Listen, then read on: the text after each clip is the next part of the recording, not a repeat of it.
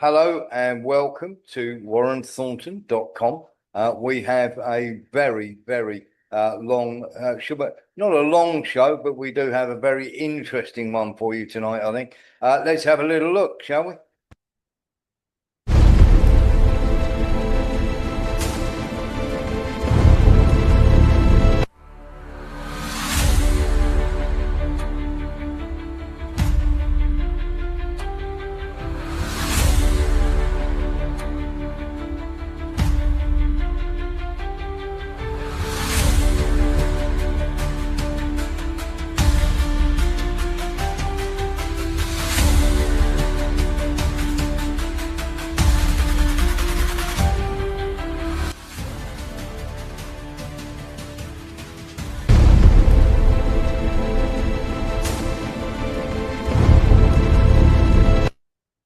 There we are, and welcome, as I say, to everybody who's watching. So let's get into it right from the get-go, because I think there is so much to cover tonight, and we need to be able to talk about this. Let's have a look at this, first of all. To Tehran now, to Ali Hashim. So, Ali, President Donald Trump saying Iran has asked for a ceasefire. What's being said there? Well, according to Iranian officials, they're denying completely this request for a ceasefire. The only thing that comes to mind is President Pezeshkian's call today with the head of the European Council, President of the European Council, where he said, we have the necessary resolve to bring this war to an end while observing its requirements, especially the essential guarantees to prevent the recurrence of aggression. This is the only thing close to what might be an idea of ending the war. But of course, it's not a request of ceasefire, and it emphasizes on the idea of ending the war with guarantees that it's not going to occur once again. So it's completely different from what President Trump has been tweeting or, posting on Truth Social. So Iranian officials are denying this completely. And we heard yesterday the foreign minister, he's the man in charge of the diplomacy in this country, saying that they're not looking for a ceasefire. They want a comprehensive end of this war. And actually, all the analysis here in Iran and the observations and officials are saying that they are not in a position to ask for a ceasefire, because this is going to be very harmful for Iran, because it's going to leave this whole conflict in this just flying the sky in tatters. At any time they might be attacked once again. What they want is, just like Mr. Pezeshkian said, the president Pezeshkian, that they need guarantees so that this is not going to happen again. Also, Abbas Araghchi yesterday in a phone call with the Lebanese speaker, Nabi Berri, said that the end of the war in Iran is going to be in accordance with the end of the war in Lebanon. I mean, it's very complicated to end this way. Ali, thanks for that. Ali Hashim there in Tehran. Now, let's get into the truth of this, because, of course, Trump has posted that they asked for a ceasefire. He's also posted many other things, of course. But Iran have asked for a ceasefire was something that he put out there. Iran's new regime president, much less radicalized. Well, there's no new regime. There is the same system of government as they had before. If you kill the leader of that government, that doesn't mean that the government has changed. Far from it. Much less radicalized. That's not true. They're more hardline and far more intelligent than his predecessors. I don't know quite how he knows that. Let's just ask the United States of America for a ceasefire. That's not true. We will consider when Hormuz Strait is open, free and clear. That's counter to what he said before. Until then, we are blasting Iran into oblivion, or as they say, back to the Stone Ages. That is not a good look. I don't know who's advising you on this, but saying that we're bombing people back to the Stone Age, it's not going to win you any friends or influence people at all. That is, if you actually care about having friends and influencing people, which I suspect they do not. Now, Trump, again, has come out with yet another statement. As it says, we are blasting back to the Stone Age. He put that out there. And, of course, he came out with another one that turned around and said, as far as we're concerned, of course, we will be able to do this. We'll be able to sort this out. And of course, there we go.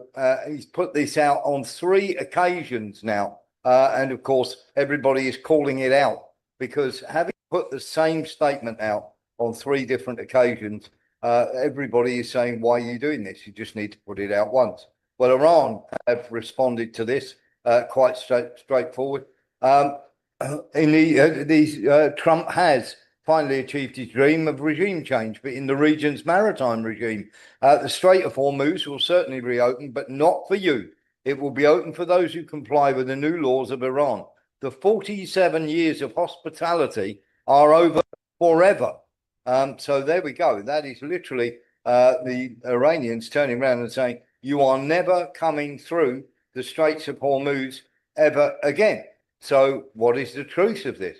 Well, the truth is very, very straightforward. What has been happening, just in case you weren't aware or you didn't see the earlier show, and hi to all those just coming in. Very, very simply, Trump is going to address the American nation at 9 o'clock Eastern Standard Time, which, of course, will be around about 10 o'clock. You're in the UK. Sorry, not in the UK. It will be about 10 o'clock my time, which means you'll all still be well in bed, I would imagine by then, which would be about 1 a.m. Your time. So he has asked for network time to go on.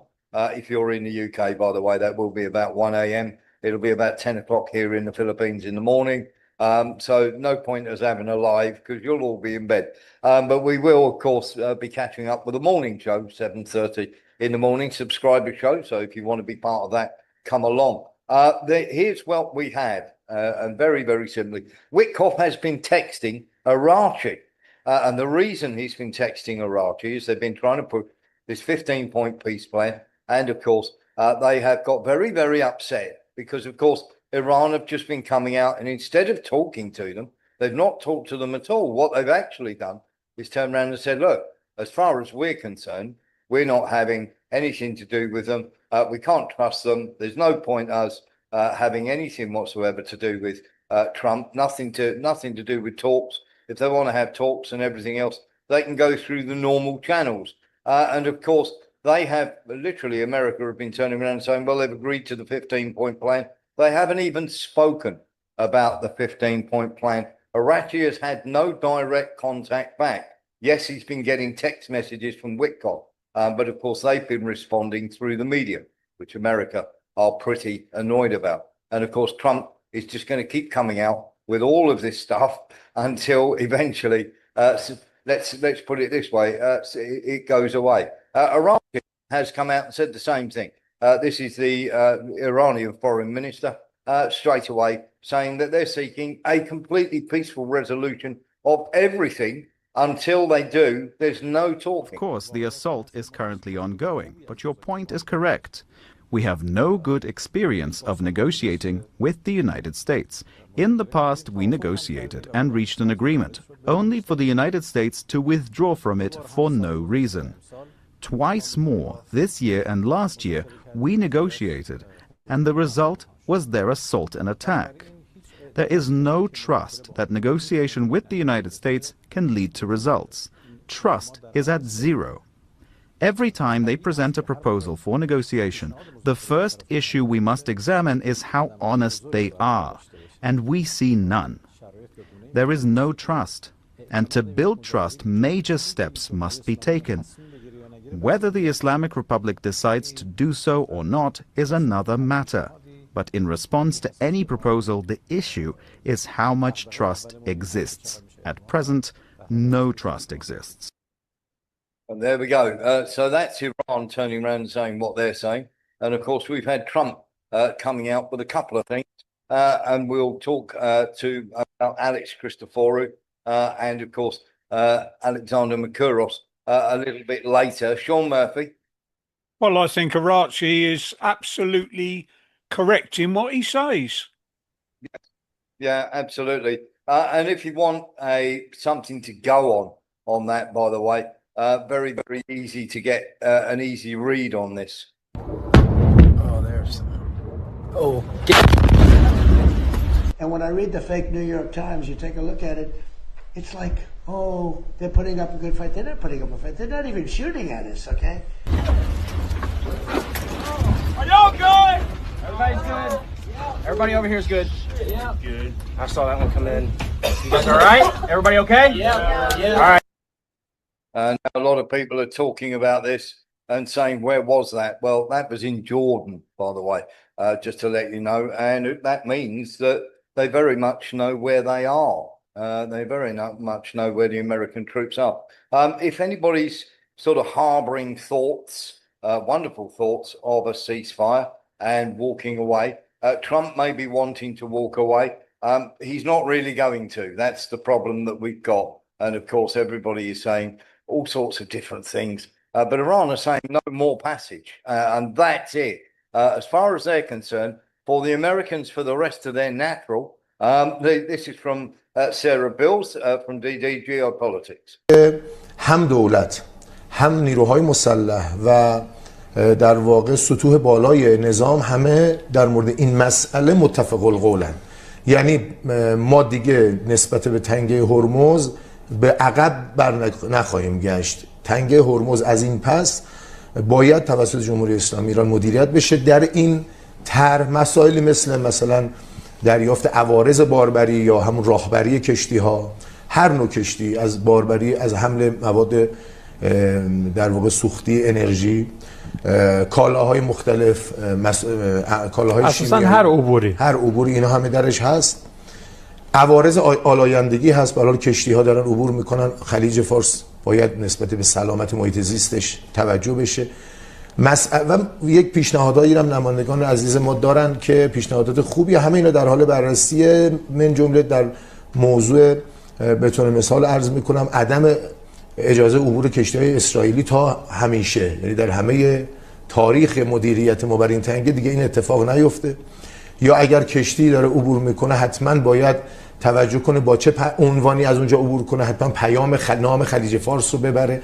یک بندها و موادی برای این طرح هست که مهمترینش اون موضوع عوارضه که هم عواید اقتصادی برای کشور داشته باشه و هم از این پس خود به خود حوزه تحریمی در دنیا بر علیه جمهوری اسلامی ایران با این مدیریت استراتژیک بتونه شکسته بشه و قطعاً آثار بسیار خوبی داره. انشالله بعد از تکمیل هم مردم در جریان کامل جزئیات اون و هماهنگی هایی که با سایر دستگاه ها خواهد صورت گرفت که بشه انشالله اون رو بعد از تصویب به مردم ارائه داد. انشالله. There we are. So very simply, Israel and the United States will not be allowed through the Straits of Hormuz. Mark Honza. There's one thing that's very clear. This is something that's not going to be ending anytime soon. And no, it's clearly not. America's started something they cannot finish. Yes, you're absolutely right. And of course, at the moment, they are bombing the living daylights out of Isfahan. And of course, they're going to come out and say that they've done this in Isfahan. They've done that. Iran has said no more passage whatsoever under any circumstances. Mark, you're absolutely right. It isn't going to end anytime soon. It absolutely is not. And if anybody is out there under the delusion that it's going to end, that there's going to be a ceasefire, you're literally having a bit of a giggle. Have a look at this.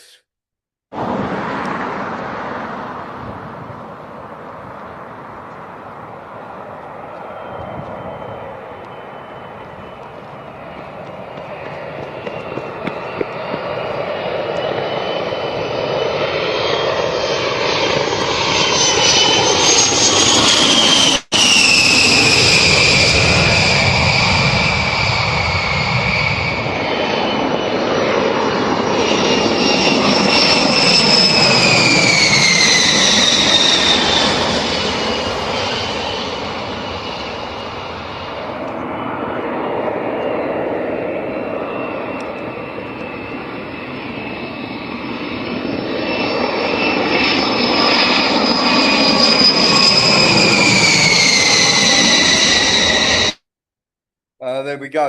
So that is quite a few A10s, 12 of them in all coming into Lakenheath, and they are coming back to not to refuel, they're coming back to rearm. Excuse me, voice went a little there. They are coming back to rearm. They're not coming back to basically sit there. And as you can see, lots and lots of these various types of planes landing everywhere. And they are coming back for a pause to rearm. That's the only reason that there is going to be a pause. Don't think for 1 second that this is over, that we're going to, suddenly everything's going to be hunky-dory. When Trump goes on TV, there are 2 announcements he can possibly make that will make any sense whatsoever. One, he's leaving, and he's going to leave the Straits of Hormuz because he's already said once the Straits of Hormuz are open, then saying we don't care about the Straits of Hormuz, we're just going to go anyway and leave them to it. That is simply not going to happen. And of course, once this happens, they'll come back again on some pretext or other. This is going to happen. Don't think for 1 second that it's not, because this is going to happen over and over and over again until eventually somebody puts a stop to it. And as I say, the things that are going on in terms of this airtime, he's going to turn around and say, we are leaving. We have depleted their uranium. What they're going to do is they're going to say, well, we've hit Isfahan. We've hit it really, really hard. We've blown up everything they've got. They're in no position whatsoever to fight back. Therefore, we've depleted all their nuclear stockpile and all the rest of it. Nobody is going to buy that for a second. Absolutely no one. But that is what they are going to come out with. And of course, Trump is being literally told to go away, out of context quotes, manufactured information, war profiteering, one-on-one, accusing of pushing up shares and manipulating the market for his friends. Sean Murphy. Well, initially, after the first 12-day war, when they said, oh, we've destroyed everything, and then it was found out quite simply they hadn't, nobody's going to believe them anymore. No, exactly Even that. though they've been bombing the hell out of it, doesn't mean to say that they destroyed anything of particular importance, because it's not just left sitting in pallets on the ground. Yeah, exactly that. Robert.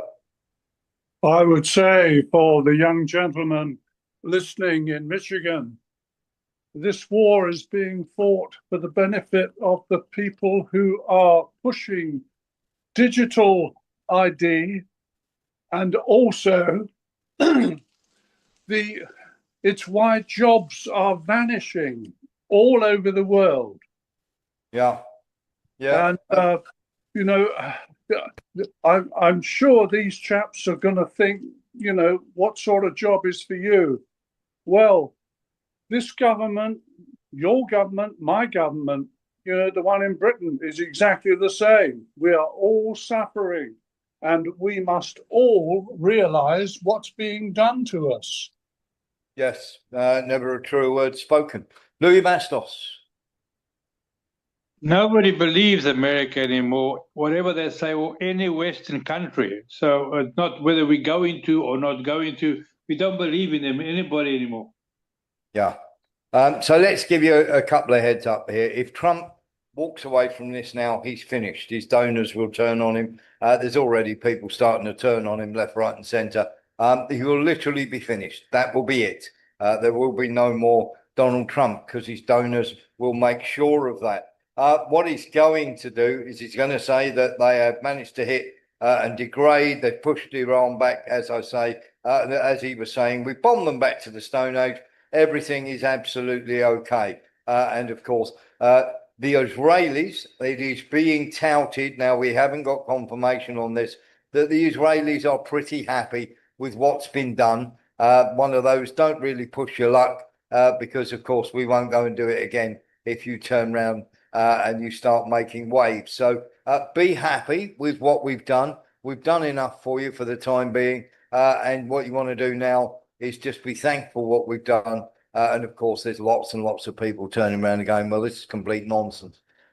Missiles, US bases. Have a look at this. Oh, there's. Oh.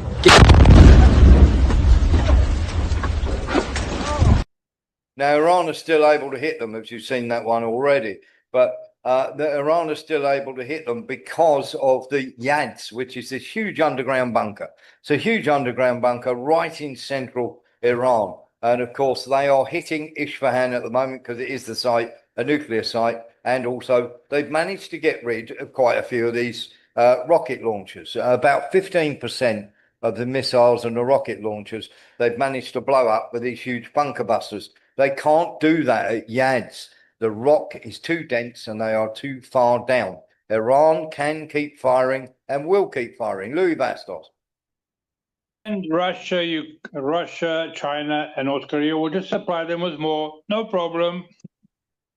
Yeah, absolutely that. And here's something that you've got to bear in mind as well.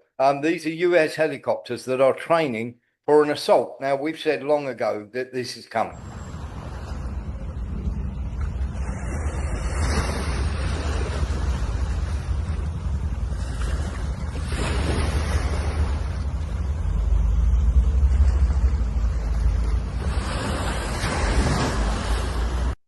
And as I say, they're taking part in training exercises.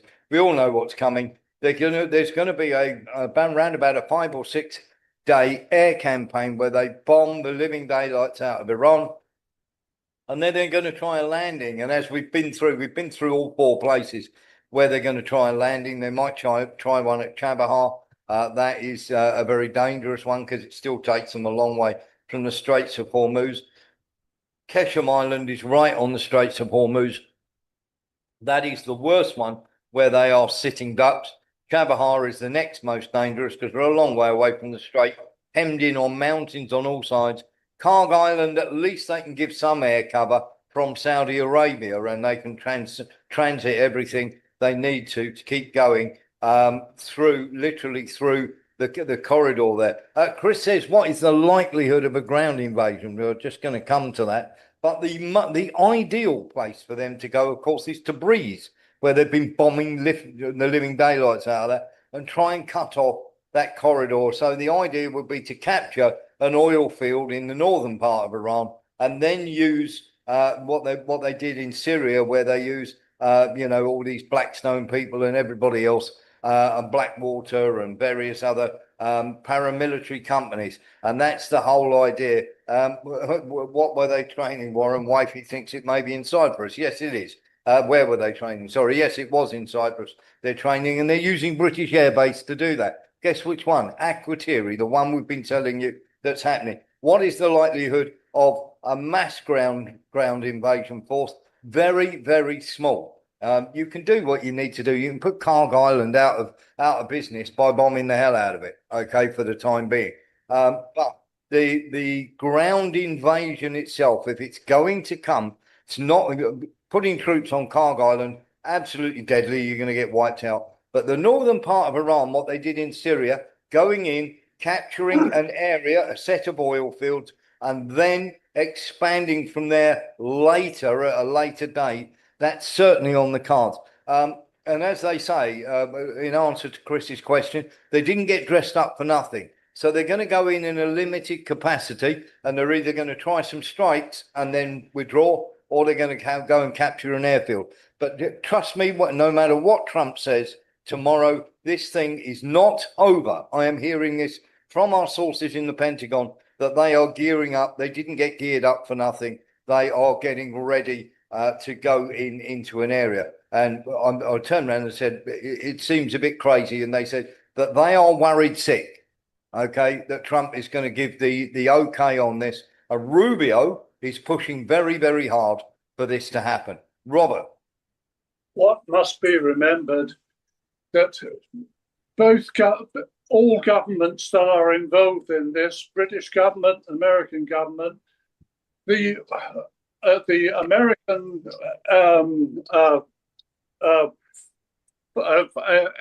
A-10s are firing depleted uranium shells, yes, which will make Iran a very dangerous place for any American troops that go there. They will come back with cancer riddled through their bodies. They will, as many of the Americans were. You're absolutely right. And this is more training going on over Cyprus. This was said to us by a friend of ours. Of course it was. We've got lots of friends everywhere, and they sent that to us. And that is, and Robert is absolutely right. They are using these Warthog A10s, and these Warthog A10s are designed not only for firing these, but also these shells. Lee Williams. I was just going to add, does Iran know when they're coming in, and it might even be a case that they'll secretly take them out before they even get there, or will they actually let them be in the area to them to be made a target, just to show the USA or let's say Europe and everybody that they're never going to win? Okay, good question. So let's give you a heads up on this, because the USS Abraham Lincoln has scuttled even further away because Iran launched about 15 drones towards it. None of them were packing any explosives, by the way, but they sent this squadron of drones towards the USS Abraham Lincoln. They've either fallen in the ocean or been taken out. But the USS Abraham Lincoln was given even further orders to go even further away.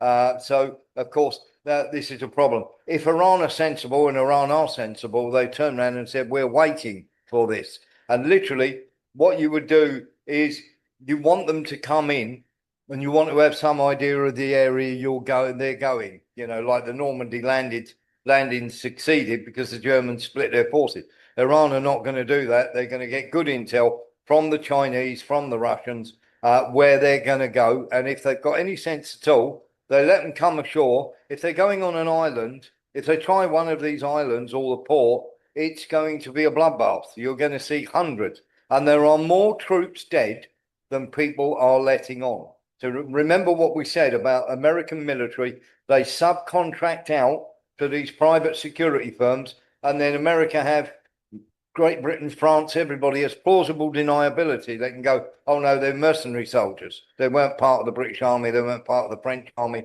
so on and so forth. And we know that they do that all the time. So we have at the moment, what we have got, the latest figure, 271 mercenary / US Army soldiers and CIA personnel that are dead, and 778 that have been injured, and that's from the Pentagon sources. So we're perfectly happy to put that out there. And anybody that's saying, oh, it's only 13 or 15, you're talking absolute rot.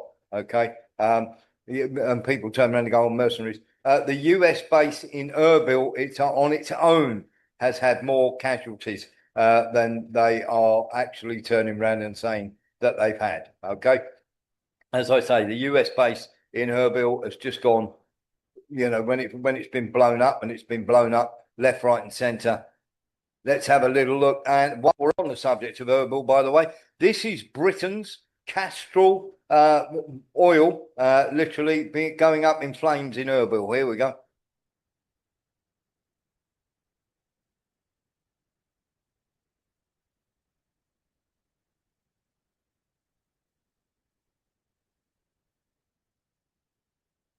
Yes, Dennis. It says Dennis says Trump's meant to be making an announcement 9 p.m. Washington time. Yeah, Eastern Standard Time. And of course, that'll be, if you're in the UK, that's going to be, your time's going to be about 1 o'clock in the morning, I believe. It's going to be about 10 a.m. here. And of course, we just highlighted that at the start of the show. You were late in, so you missed it, buddy. But yes, that is going on. That's going to happen. So just to let you know that is coming. We're going to have a bit of Douglas McGregor in a minute. Lee Williams. Yeah, all I was going to add is you're only 7 hours ahead now because we've gone back an hour. Yes, yeah, that's true. Yeah. So instead of I was adding 9 on there, wasn't I? Yeah. So that's going to be a little bit earlier. No point staying up. You're just going to get rubbish. That's literally what you're going to get. You're going to get absolute rubbish. He's going to come out with all sorts of stuff, and everybody's going to go, oh, no. And of course, as I say, they are training in Cyprus. They are not training in Cyprus for nothing. Okay, please get that into your heads. They're not training in Cyprus for nothing here. And anybody, as I say, who thinks this is over, this is trying to lull everybody into a false sense of security. Let's hear from Douglas McGregor then. Enough of me waffling on. Now, this is about a 35-minute interview here, but he is pretty good. And he disagrees with me. He thinks that there's no way they're going to put boots on the ground. This is a major part of where we disagree. But we'll see who's right. Let's have a look. Oh, that should be coming up. This information, what I think you're seeing is another manifestation of the absence of any real strategic planning, thinking, preparation before execution. Everything is impulse driven. It's whatever Donald Trump wakes up and decides he wants to do. His cabinet scurries around and tries to respond to it. Now, in reality, what happened? I think that we thought we had an opportunity inside Iran to really disrupt the regime, even bring it down. This, of course, was based on the protests that are really a consequence of a terrible economic situation and the dramatic reduction in value of the rial, the Iranian currency. Now, a lot of us have wondered why Iran has not gone to BRICS or to the Chinese or someone and said, look, lend me $1 billion, because they could do that easily. That would boost the economy and help the situation tremendously. But for some reason, they haven't done that. Now, I know there's Islamic law that essentially forbids usury. This is one of the reasons the banks in the Islamic world tend to be very solid as opposed to ours. I don't know if that's the justification for it, but the bottom line is that what you started with were very legitimate protests about the economic conditions in Iran. Those overlapped with a struggle, political struggle, between reformers and conservatives. This then was developed into a CIA, Mossad, MI6 operation with the introduction of thousands of these Starlight terminals, enormous quantities of money, which in that setting, of course, is going to buy a certain amount of support. And now we have all sorts of evidence that's being provided overseas as well as here at home for instructions given to people in the crowds to fire on the police and provoke the police to shoot back at them in the hopes that people would be killed.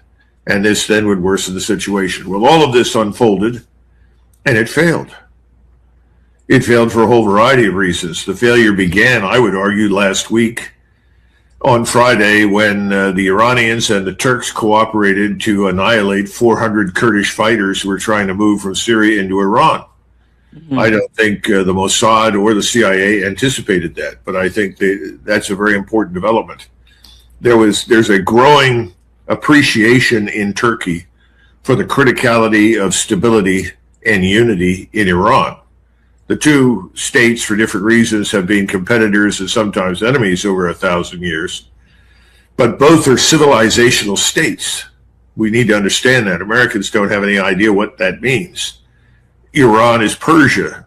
The Persian Empire has been with us for 2,500, 2,600 years. They have a unique civilization and culture.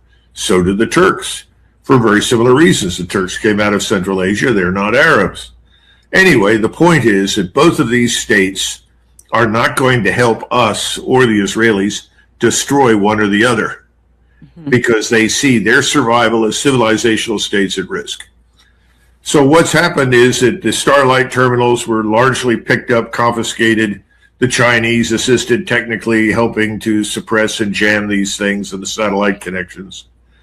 I think the Russians have helped in whatever way they could, but the point is, I think President Trump was told that this was a golden moment in time, which would allow him with very little effort to topple the government. That failed miserably. Secondly, once it became clear that failed, I can't prove this, but I suspect the chairman of the Joint Chiefs, General Kane, probably told him, if we're going to do this, we're going to need more firepower, because what we anticipated has not happened. In other words, the country is not imploding. Its armed forces are intact. Its integrated air and missile defenses are intact, and so forth. And I think at that point, stories were spun out to explain why now suddenly the attack was off. And remember, President Trump tried to persuade people, well, they've stopped killing, and I told them I didn't want them to kill. Give us a break. There's no evidence that Trump gives a damn about who lives or dies in the Middle East, least of all Iran. Mm-hmm. So I think that's just nonsense. And I think they had a Pakistani diplomat insists in his discussions with the Iranians that they told him that they informed Trump that they were scaling back on the killing. Now, maybe that was true, but I don't think it's killing in the sense of what you saw in the riots, think it's really executions of fifth columnists, people that betrayed their country and sold out principally to Mossad, because you had, according to Mr. Pompeo, lots of Mossad agents out in the audience. Well, gosh, what a shock. Right. So I think they probably told, it could be that President Putin, because supposedly the Russians have had their hand in advising them, said, listen, scale back on these executions for the moment. Yeah. Even though we tolerate these kinds of executions in Saudi Arabia and any other places all the time, and Trump never expressed any concern about the loss of life in Gaza. So who knows? But I think the show is on. You have to look at the Lincoln Carrier Battle Group. It's still on its way to the region. We may see a second show up. I wouldn't be surprised. So I think the war is definitely on the agenda. And I don't see any evidence that Mr. Netanyahu is relenting. This is his golden moment. Either he acts and gets the full support, unconditional support of the United States Armed Forces, and wins his war in his mind, or he loses. Yeah. There was an odd earthquake in Israel yesterday. I don't know if you heard about this, a very short, odd earthquake that people are reporting happened right at where Israel would potentially be keeping nuclear weapons, that perhaps they were doing a test. They'd also had reportedly said that there was going to be an earthquake drill at the very moment that that it actually happened. Like they could predict, they knew when this earthquake was coming, which we don't have that kind of technology at this point to know when earthquakes are coming unless you're causing the earthquake. So do you think that Israel is preparing to go nuclear against Iran? Well, there's a lot of evidence to suggest that that could have been an underground nuclear test in the vicinity of Dimona, which is the region you're talking about. But we don't know. And you're not going to get the truth out of the United States government, which is essentially in the grip of Mr. Netanyahu and his billionaire donors in the United States. So I don't think we're going to find out the truth on that subject. Just keep in mind from the very beginning, and I'm not the Lone Ranger, I've said this several times, there is always a danger that if things go south for the Israelis, that they will turn to a nuclear weapon. Yeah. We estimate they have between 250 and 300 nuclear warheads potentially. I don't know how many launchers. Some of these are on submarines. They have several Dolphin-class submarines the Germans gifted to them that were modified to carry cruise missiles with nuclear warheads. They can also deliver these from missiles on the ground. They can deliver them from F-15s to F-35s. So they have that capacity. And, this is something that the Turks have addressed, actually, obliquely. Even Mr. Erdogan publicly said, we know what you have, and we're not afraid. Well, the reason he's not afraid is that for years, and we're going back 30 years, the Pakistanis have promised the Turks a nuclear weapon if they need it. That's always been available to the Turks. And obviously, what a catastrophe that would be for the Middle East if the Israelis were arrogant and stupid enough to use a nuclear weapon. And I think we would see nuclear weapons spring up all over the place, and that would be the end of Israel. So I hope that that's not going to happen. But I don't see any evidence. Maybe you do, Kim. I don't see any evidence that we have any real influence over Israel. I see a lot of evidence that Israel has huge influence over us. Yeah. And I think they are crazy enough to use a nuke. I mean, I don't put that outside of the realm of possibility. Their behavior has shown that they don't value human life to the level that one would expect of a Western democracy that they claim to be. But Iran, reportedly, there's also a bunch of hypersonic missiles pointed at Israel right now from Iran. And what's Israel's defense? I mean, Israel's a tiny country. Iran's massive. They saw what happened to them this past spring. So I would think that they would be gearing up with a nuclear weapon, and I don't put it past them to use it. The question is then, what would Iran do? I mean, the thinking for America is, well, the nuclear weapons we dropped on Japan, that ended the war. That was it. So Israel would think, okay, we dropped the nuke and that'll end the war. That'll be it. But I don't know if that would be it. No, I don't. I don't think so. Which is the rationale for the comments I made to you earlier. Remember that Iran consists of a population of over 90 million. The country itself is the size of Western Europe. You have the Turks who are not far behind them. And I think that the use of a nuclear weapon could precipitate the opposite of what the Israelis think it might produce. Right. Of course, they may then assume that we will employ our nuclear weapons that we have at sea in support of them. I hope not, because if that were even possible, that would very definitely bring in the Russians and the Iranians.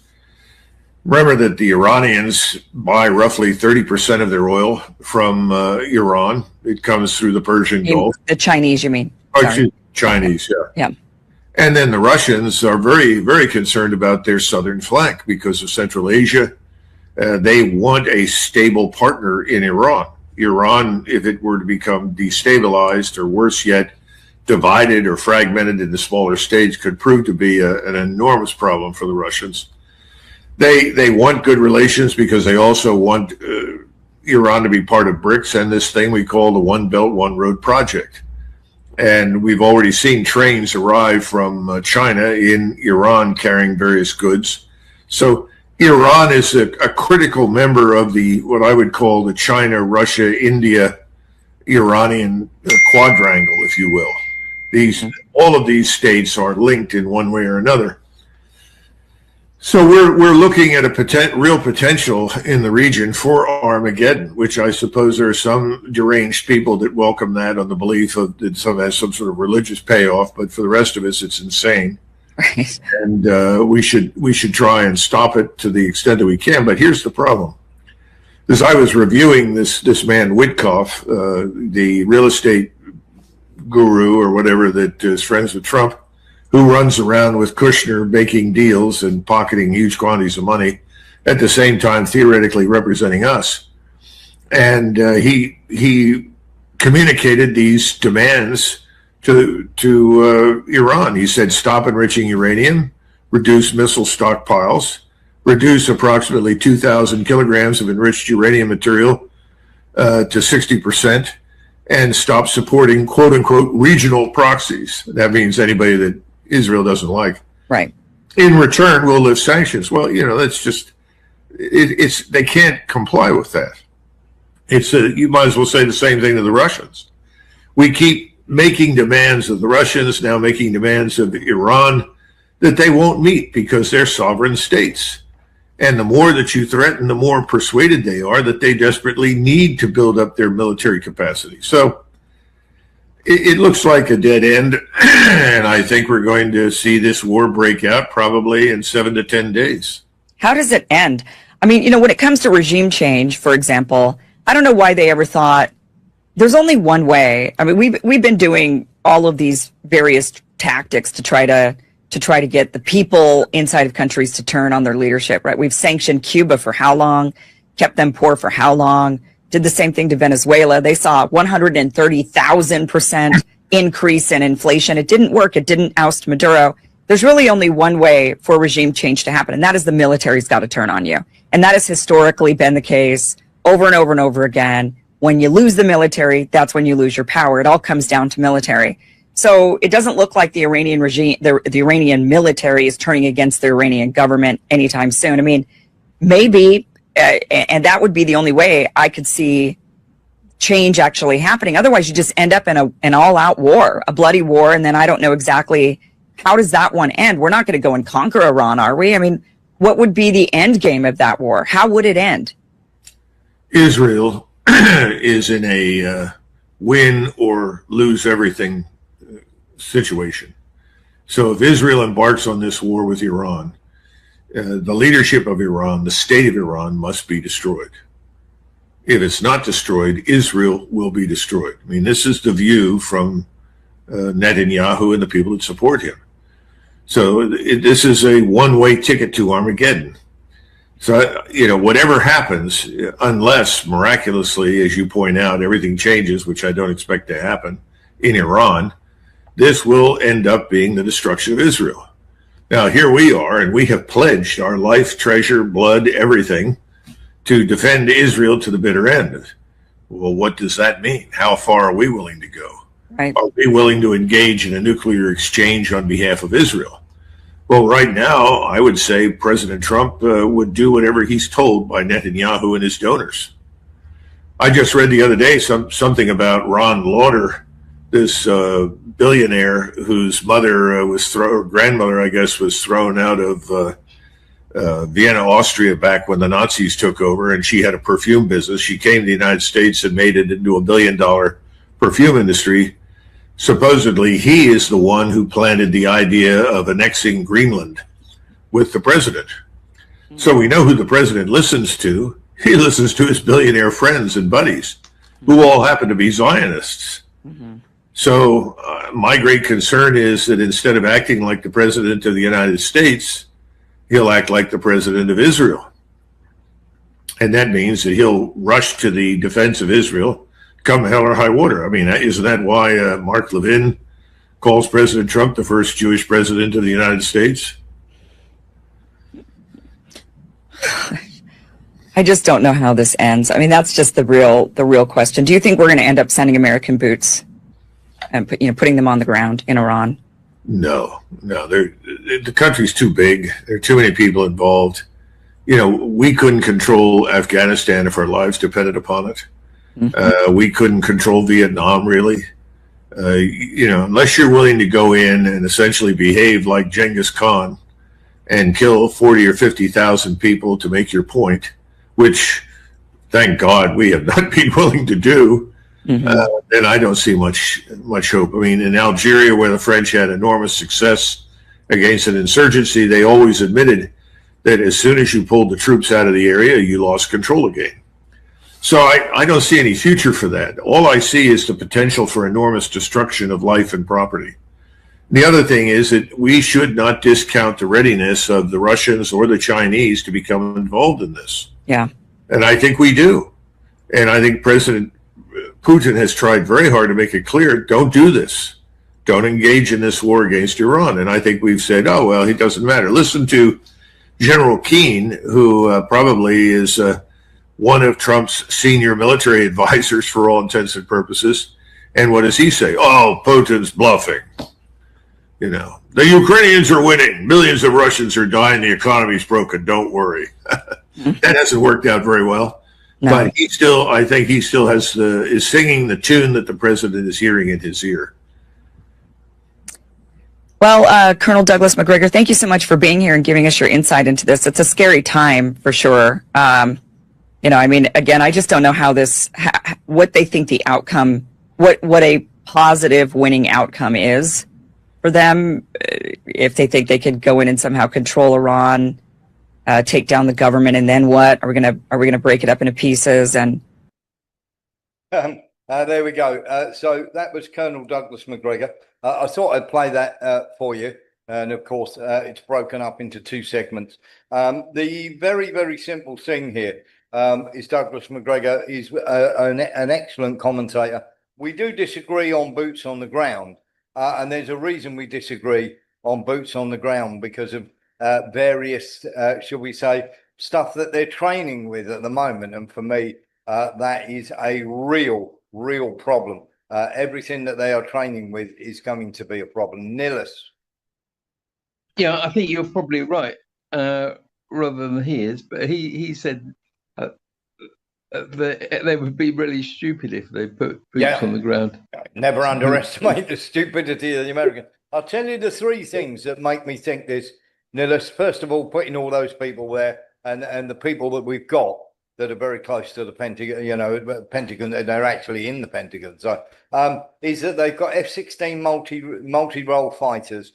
Those planes that you saw landing, getting ready to get loaded up, are A-10 Thunderbolt close air support aircraft, and they're used mainly for amphibious landings and when troops go in. And of course, the helicopters you saw training in Cyprus are AH-64 Apache attack helicopters, which are used for that sort of thing as well.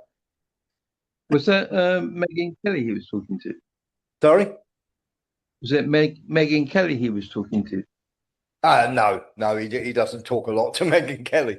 I'm not sure who the interviewer was, but no, Megyn Kelly wouldn't be one of the ones he's really talking to a lot. But as I say, Douglas McGregor, he's a pretty good analyst. He pretty much gets a heck of a lot right. And what we're going to do tomorrow as well is probably, I'm trying to set it up, but we'll probably have Cafe Revolution. Johnny, if you remember, used to give us all the war reports from inside Ukraine. Well, he's currently in India. Now, he spent 2 years in Israel and he's got a new video out. So we're going to try and entice him to come and talk to us. Because, of course, as I say, he spent 2 years in Israel and saw half of these lunatics and the should we say the craziness of these people. So it's highly likely that might be at 5 o'clock, and it'll be a 3-hour show tomorrow where we'll have 6 p.m. to 8 p.m. because we'll have all the Trump thing and everything else to talk about. But if we can get Johnny on, then we'll do a 5 p.m. start because obviously he's in India and he won't want to stay up too late. Like me, he's getting on a little bit. So we'll try and set that up. And if we can get that done, then we will do that. Getting back to what Douglas McGregor's had to say, we're going to have a little listen in to the two Alexes now, Christophorou and Makuros. Let's have a little listen to them for 10 or 15 minutes, and then we'll get on with the rest of the show. But I wanted to give you a broad view of the two people that I think are probably right up there in terms of, shall we say, their ability to gauge the situation. So let's have 10 or 15 minutes of them as well.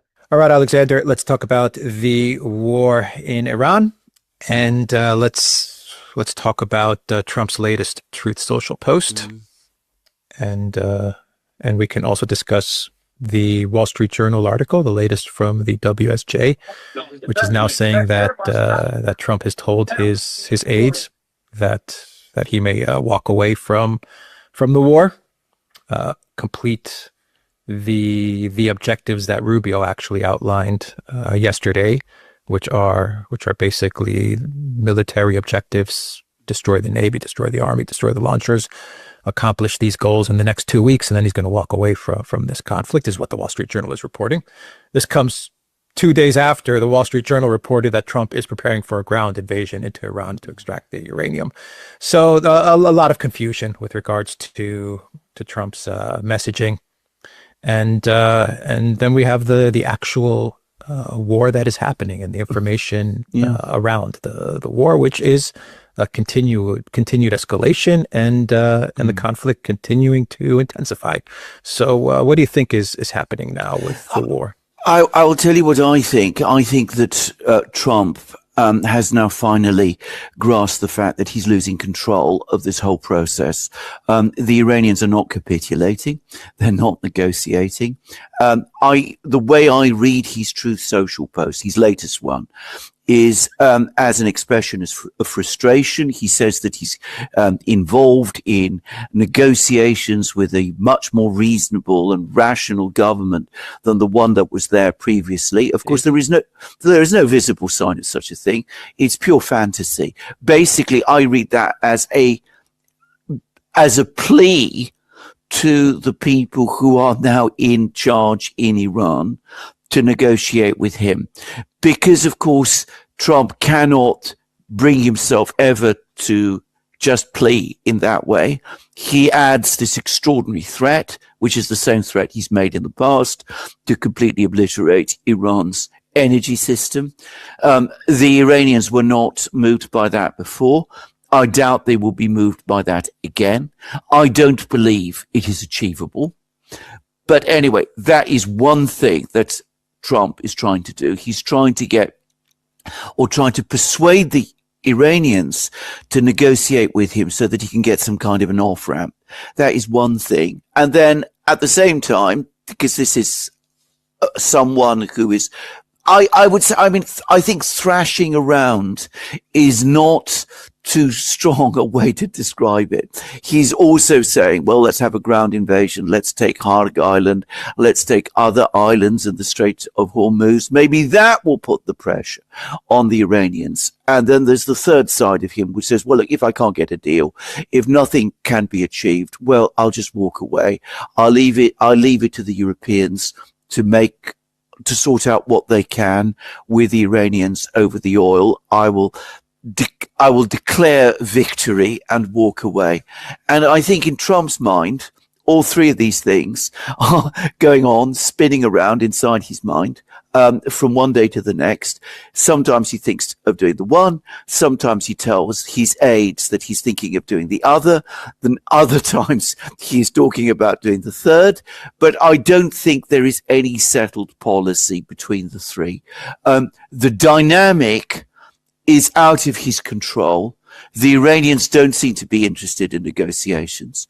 There is no sign of this political conflict in Tehran that he's talking about. There is no sign of this reasonable, moderate government willing to talk with him that he wants to see. And I don't personally think the option of walking away in the way that the Wall Street Journal article says he told his aides is really a viable one. So I have to say this. I still think the chances are, by far the greatest chances, are that we're going to see some kind of military escalation, an attack on Kharg Island. Not that anybody seems to think that that's going to achieve anything. I mean, we had this program with Jim Webb, who is a US military person, somebody, with big experience in military matters. I've seen what lots of other military people are also saying. They think that Kharg Island would be a very risky, very dangerous operation indeed, one which could easily go wrong. There's ideas of seizing other islands in the Strait of Hormuz. The Emiratis are claiming some of these islands. You can see that they're pushing. They're trying desperately to get something out of this debacle so they can at least say, if we have the islands are returned to our control, we've got something over the Iranians. I don't think that really helps in any way either. And I think it's also a high risk thing. There's still talk about carrying out raids deep inside Iran. I don't think there's anybody who seriously believes they can extract all the uranium. I mean, I may be wrong about that, but I don't understand how that would even be done. But overall, I still get the sense that the direction is towards further escalation. I don't think that Trump really can walk away. I think the political damage would be enormous, and I doubt that he can fool enough people into thinking that he's won for him to be able to do that politically. And I don't think he's going to find that. I don't think he's going to find that the Iranians, any Iranians, are interested in negotiating with him because of the duplicity and trickery that you've discussed many times in many programs, which has been the characteristic of his approach to the diplomacy with Iran. So that's where I think we are. Going back to the post on Truth from the other day, where he says that he's speaking with a new Iranian leadership, and this leadership is better than the other leadership. Okay, whatever. In the middle of that post, he talks about destroying the power plants, the energy infrastructure, and even the desalination facilities. Is that legally? Is that a war crime for the leader of a country to openly state that? Yes. I mean, to openly publish something like that, we're going to go after the desalination and the energy facilities. And he says it in a way which leads me to believe you're a lawyer, I'm not, but the way he wrote it was in a way that suggested that this has no real military function whatsoever. I'm just doing it out of spite. I'm doing it because of what Iran did to us for 47 years. Yeah. So we're just going to ditch everything in the region. But before we go, we're going to destroy all of this because, we want to. I mean, I should publish that. He published that. Yeah. I should say clearly, I've never been a war crimes lawyer at any point, but I do know a certain amount about it, and I've spoken about this sort of thing in the past. I've discussed it with people who are war crime lawyers, by the way, in relation to the Russian attack. So let's pause that there for a minute, and we'll come back to it in a sec. But there is Nilis wants to speak, and possibly Chris as well. Nilis. Yeah, what makes me a bit dubious about Alexander McCauley is he never mentioned Israel at all in that, and he doesn't mention Israel hardly at all in anything. No, he does stay away from that. He does stay away from that subject, doesn't he? And you know, go on, Nellis, go on. And that's where Colonel McGregor really understands the truth of it, because Colonel McGregor understands that Trump is led by the nose by the Israel lobby, and he was calling him the first Israeli president in the United States. Yeah, Alexander Mercouris is a bit like George Galloway with the banks. Yeah, well, we can't touch that. We can't touch that. It's a bit anti-Semitic, isn't it? And we're here. We always touch it. And tomorrow we're going. Hopefully, if we can get Johnny on, he spent 2 years in Israel, so he'll be able to tell us. Now, you're right, Nellis. I mean, we won't duck anything on this show. The reason for me being so bullish about this. If they're going to take anywhere, and I would totally agree with everybody, and this is to answer Chris's question as well. The fourth worst place, the worst place out of the four that they could possibly land, is obviously on Keshem Island, which is right in the middle of the Straits of Hormuz, right next to the mainland. You are sitting ducks. The next one is Chabahar, because you're behind the mountains. One of the roads out of Chabahar goes straight through the mountains. And you're in a bay where you can just get smashed.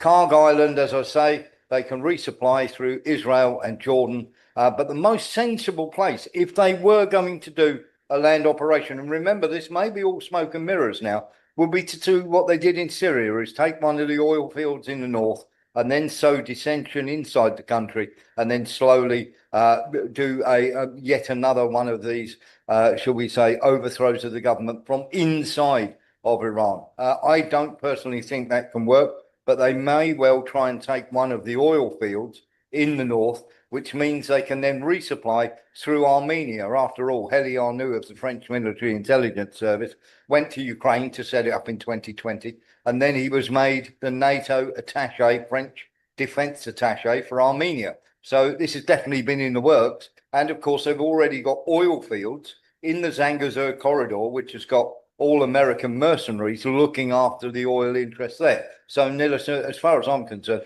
that one would make sense, whether or not. But any campaign that they do is going to be preceded by about a 4 or 5 day absolute blanket bombing campaign to try and clear the ground first. Yeah. But I was put my hand up for again. I don't think Trump would have touched any of this if it hadn't been for the Zionist lobby inside Israel and inside America. Yeah. Chris says, why are the Gulf states in bed with Israel? Okay. Well, let's get into that, Chris. The Gulf states are in bed with Israel for the simple fact that they are literally owned by America now. Very simply, what they've got is they've got their puppets in there. Mohammed bin Salman, who is, of course, the leader of Saudi Arabia. Saudi Arabia were behind, along with Israel and the USA, sponsoring the original riots back in June, where they tried to overthrow the government. The Saudi Arabians are right up there in terms of, many people are not aware of this.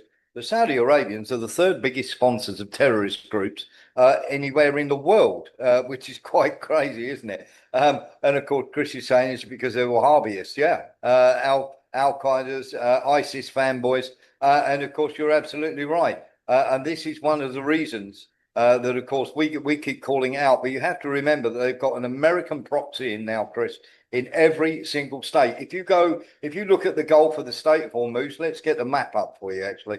I'm just going to go through this a second. I know you guys have heard it before, but I think it's very important that we actually show this, because it is an incredibly invasive thing that many people don't realize is going on. So I'm just going to quickly get the map up so you can see exactly what goes on here, because people turn around and they go, oh, well, America, this, that, and the other. Nobody ever mentions Saudi Arabia and, of course, the areas that they've absolutely taken over. So, as I say, I'm just getting the map up for you now, and we'll be able to look through and see exactly what the score is. I've got the map up, so let's just ping this up here. Now, if you have a little look here at this map that we have, a revolving map, we've got Kuwait there, which they have a massive influx in. Though, of course, they've got Iraq, which isn't fully theirs, of course. Syria, which is now overthrown.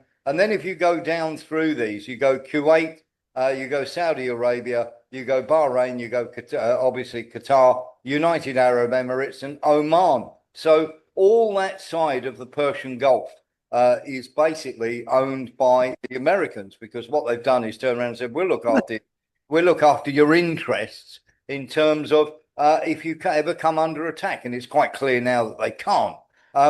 But the whole idea was, you get rid of your military, we are now your military. And of course, they are now going to go along with anything America wants, for the simple fact that they don't have a military anymore. What they've got is basically an American military, and the American military are at the moment retreating away from those lands. So whether they're going to stick with them, and I suspect that they will, but they don't have a military to be able to argue. We're going to go Robert, Andy, then Nicholas. Robert.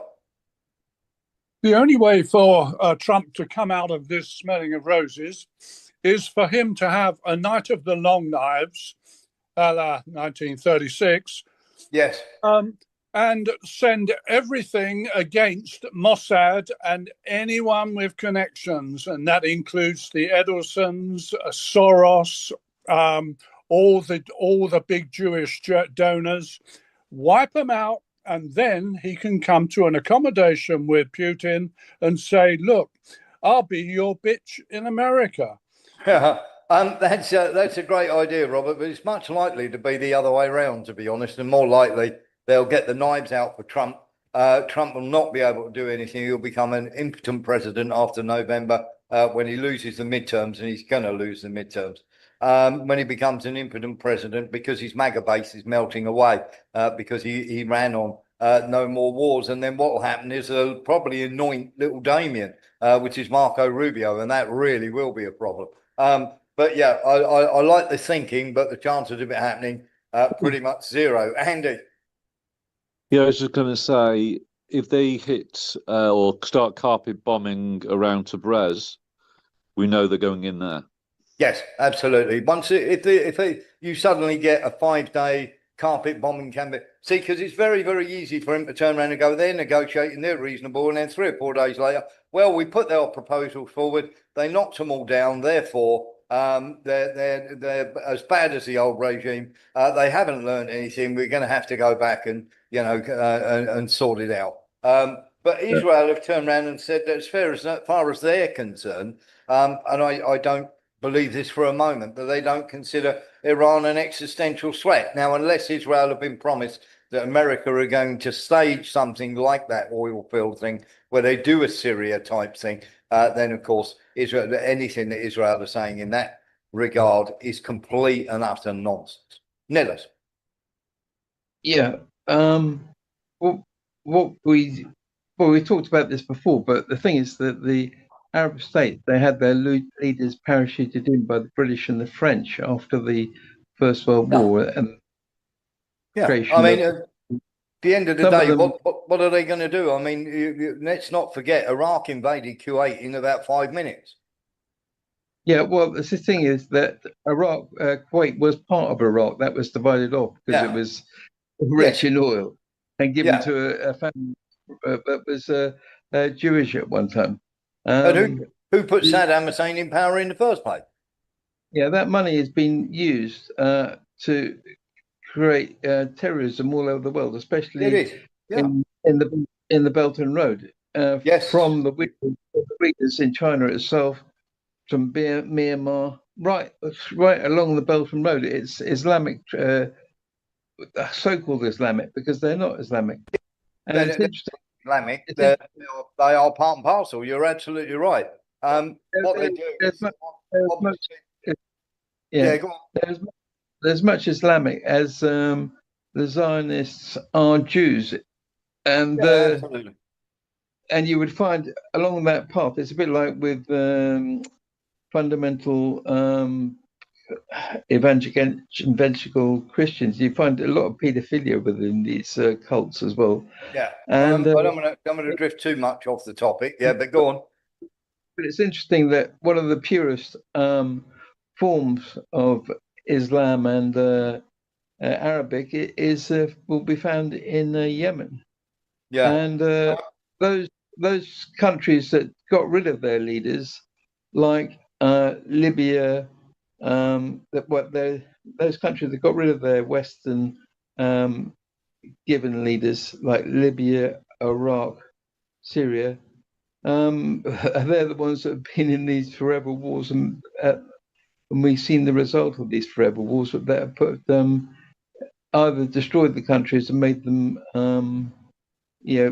basket case countries, or they put pro-Israeli leadership into those countries.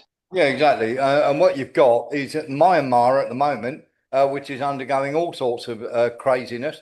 As you rightly point out, we've had 28 Chinese engineers killed in the Belt and Road. And of course, what they're trying to do is make sure that China, Russia, and India can't link up and make this massive link up, of course, across the continent.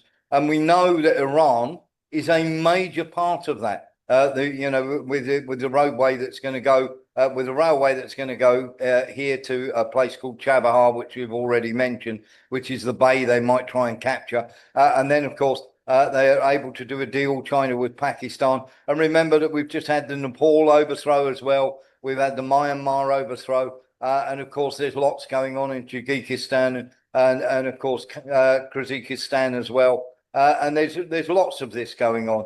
And the whole idea is to try and make this as unstable as possible. Because they now own, literally, America own this area along here. They want this the BRICS and the Belt and Road to completely disappear. And the way they make that disappear, of course, is getting control of Pakistan by throwing, of course, Imran Khan in jail. And then they start to destabilize other areas like India, Nepal in between India and China. Myanmar, which of course then can spill into Bangladesh and cause India and China a problem. So you're absolutely right, and they don't want this to. They want this to fail. They want it to fail. Louis Bastos. I've said it before. Until Israel is, what do you call it, disarmed or destroyed, there will never be peace in the Middle East. Never be peace. I don't think there will be. I think you're right. And I hope that answers Chris's question on terms of, whether they're going to go in. I don't think they have a choice. They're just going to, Trump is going to come out with a load of old nonsense tomorrow, and then he's going to go flying in 4 or 5 days later. They didn't send all of these craft over there, this close amphibious support craft, and then they're training in Cyprus and everything else. They're going in, but they're going in a limited way. But then eventually, if it goes badly wrong, they've got to put more troops. Now, remember, we were the ones who turned around and said they've got 17,500 troops going in. And then everybody went, no, it's only 5,000. I said, no, there's already that many there. And then suddenly we find out there's another 10,000 and there's 2,500 somewhere else. Nilis. Well, and I think there'll never be stability in Western or Europe or America as well, because... No, of course. Yeah. Well, we'll get on to Starmer in a minute, but he's bought and paid for. Yeah, this Zionism is what's corrupting our moralities as well. If you look at the root of these things. Yeah, absolutely. I mean, you've only got to look at some of the language, Nilis. I'll give you for instance. Here we go. The good old BBC. Okay. Here we go. This is not an occupation, by the way. Although they say this is known as an occupation. The BBC actually turning around here and going, Israel says it will keep control over parts of southern Lebanon after the war with Hezbollah ends. So Israel's keeping control. It's not an occupation at all, Nilis. No. There we go. And you're absolutely... Yeah, go on. Well, we've been occupied since, I would say, I think it's 1699, I think, when the formation of the Bank of England. Probably. Well, as I say, we'll get on to Starmer in a minute, but there's also some other nonsense that we need to address.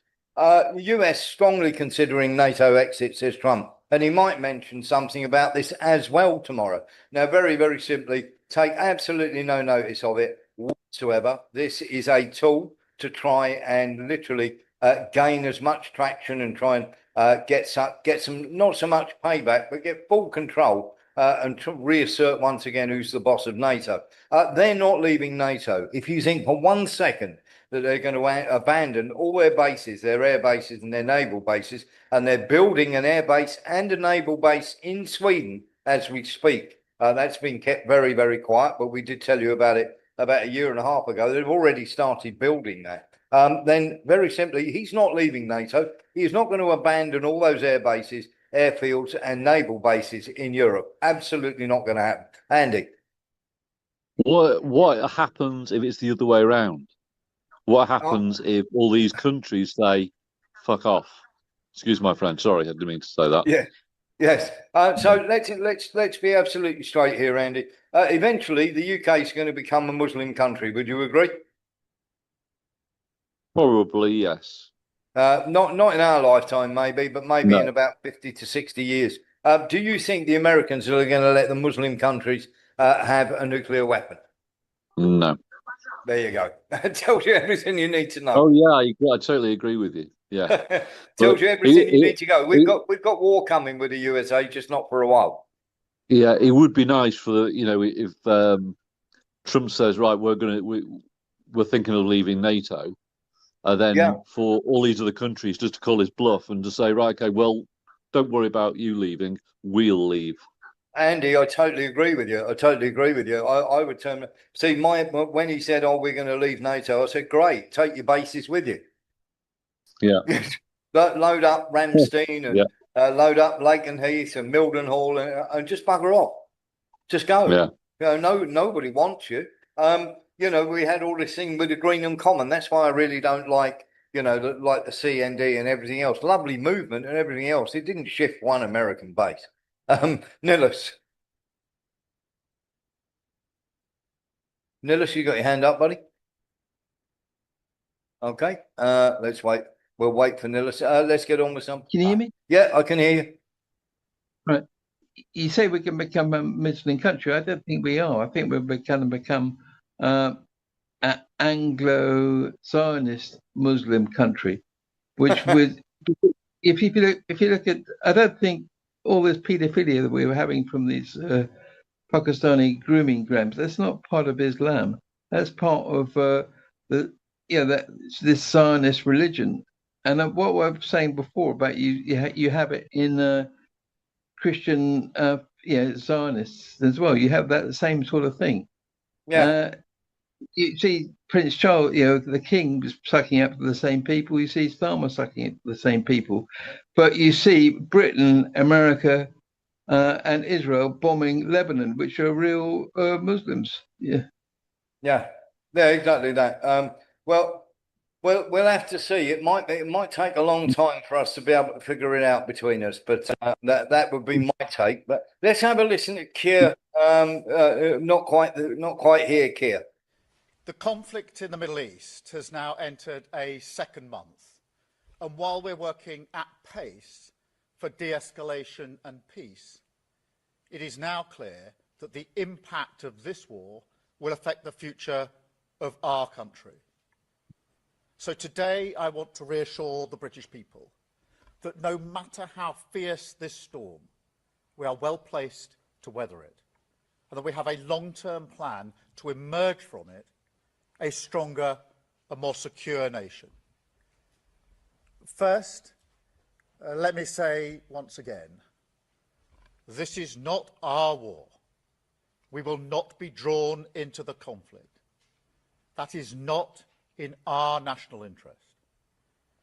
And the most effective way we can support the cost of living in Britain is to push for de-escalation in the Middle East and a reopening of the Strait of Hormuz, which is such a vital route for energy. To that end, we're exploring each and every diplomatic avenue that is available to us. The Foreign Secretary and the Chancellor have met their counterparts in the G7. The Defence Secretary has been in the Middle East speaking to our partners, and the UK has now brought together 35 nations around our statement of intent to push as one for maritime security across the Gulf. And today I can announce that later this week, the Foreign Secretary will host a meeting that brings those nations together for the first time, where we will assess all viable diplomatic and political measures that we can take to restore freedom of navigation, guarantee the safety of trapped ships and seafarers, and resume the movement of vital commodities. Following that meeting, we will also convene our military planners to look at how we can marshal our capabilities and make the Strait accessible and safe after the fighting has stopped. So there's Keir Starmer coming out with absolute nonsense. Not our war. We've been in it since it started, Keir, and you know it. They've been bombing from Akrotiri. What do you think those planes are doing on the runway? Do you think they're loading up with Smarties or something to drop on the Iranians? You're full, absolutely full of it. And what he's actually doing there is preparing you for the maritime war that is about to happen with Russia. Okay? That is exactly what this is about. It's got nothing to do with the Straits of Hormuz. They're just going to keep buying energy from America. This is all part of, shall we say, a lot of nonsense coming out from these people. And of course, there's no question in my mind, as far as I'm concerned, that this guy is just queuing us up, ready for this war. And while he's talking about that, he's certainly not queuing us up for this. Right, we're going to bring you some breaking news now, and sadly you're going to be throwing your remote controls at the screen, because despite us giving many millions more to the French, clearly they're not doing the job that we want them to, because hundreds of small boat migrants are now in the English Channel heading towards the UK. That's the very latest from our producer Chris down in Kent, who does such sterling work for us, monitoring the situation in the Channel. We've had a break in the weather. Of course, what happens every time we get a break in the weather, that's when the people smugglers push these boats out into the Channel, regardless of the French patrols on the beaches. Yes, they deter some of the launches, but the vast majority of these boats get onto the water. Many don't make it because of engine failure, because they're overcrowded, because the wind and waves are a bit too great, but many others do, as we know, get to the UK. 41,500 last year alone.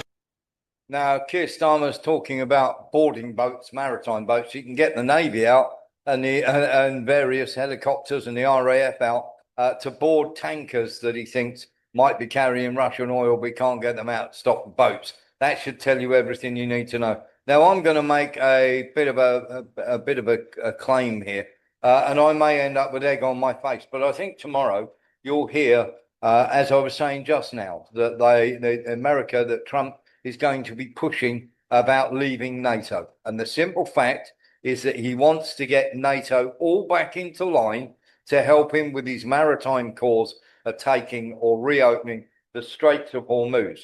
And the whole idea is to do that bombing and then, of course, do whatever plan they've got lined up. But he wants NATO and everybody else on board. He can't do it without them. And I think tomorrow what you're going to hear from him is not only a lot of nonsense about Iran, but you're going to hear NATO discussed and his disgust with them and the fact that he, without NATO, we're going to leave and all the rest of it, so that NATO are then on board. And once NATO start sort of prevaricating and everything else, we've already got Alexander Stubb going, well, we can work it out. We can work it out. You absolute lemons. You're being played to the nth degree. It is incredible. And I hope Chris does this, because I know he has a lot to do with no to NATO. It is incredible that we have so many stupid people that are part of NATO, part of this NATO alliance.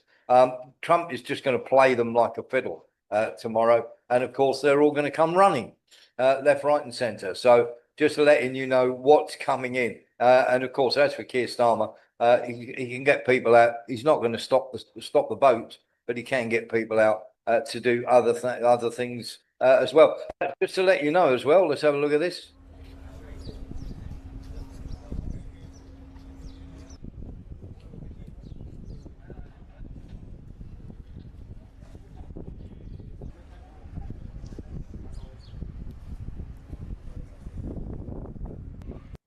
That's the Anatoly Volodkin, and it is now at dock inside of Cuba. So it walked through the blockade. So when you get ships that are under flag of convenience, like, it's got a charter out of Liechtenstein and it's owned by a Malaysian company, but it's flying a Russian flag so it doesn't get boarded.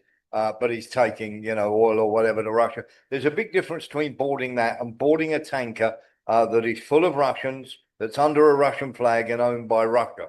That's a big, big difference. And of course, you can see there, even America aren't doing that. And everybody's saying, oh, it's carrying humanitarian aid. No, it isn't. It's carrying oil. You could call that humanitarian aid because there's about a month's worth of oil in that tanker for the whole of Cuba. So anybody that's coming out with that nonsense is once again talking unbelievable nonsense. Thank you for coming, Chris. And just to let you know, before Chris goes as well, the EU have commissioned the 1.6 billion. They finally stole the Russian assets. They are giving, and they've managed to work it out with Belgium. They are giving 1.6 billion of the Russian assets. It's not the fact that they're taking some of it. This isn't any extra money that they've earned from it or whatever. They are taking that 1.6 billion out of the proper assets, which of course there's only about 82 billion left. We did an in-depth thing on that, but they have now gone and deliberately shown that they are taking the Russian assets. Not that they weren't, but now they've publicly come out and said it. And of course, that's going to have massive economic implications for the countries going forward, because people are just going to go, right, I'm out of here. And one other thing before we sort of get started on this, while we're talking about ships as well, Malaysians have now got free passage all the way through. As you can see, look, there are lots of little boats that are escorting them through. And what the latest one that got blown up, I don't know whether you've heard the story about this, but the latest one that got blown up literally came through the Straits of Hormuz. They asked what the passcode was, and they said, what passcode? And then they got a rocket because you have to pay your 2 million toll. Then you get a passcode that you then use to go through the Straits of Hormuz. If you don't have that passcode, you are going to get blown up. And that is exactly what happened to that ship. They asked them where their passcode was. They said, what passcode are you going on about? 2 minutes later, they received a rather large smashing. And of course, we're going to see that. Talking of a large smashing, we need to talk about this. 177 men dead in the space of 20 minutes outside of Pokrovsk. Now, this is absolutely horrific. The Ukrainians use these as a meat wave. They put lots and lots of people together, threw them onto the front line, made them charge Pokrovsk. And by the way, Luhansk is now fully in Russia's control, not Donetsk, but Luhansk is. And as you can see, there were columns, absolutely columns and columns of vehicles that tried to make a breakthrough into Pokrovsk.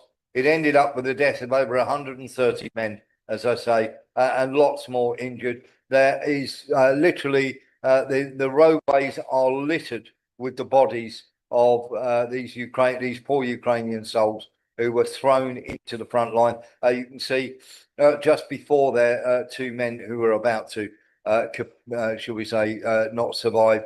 Every single person that was in that group was wiped out. And in fact, they have spoken about it. One of the commanders actually broke ranks.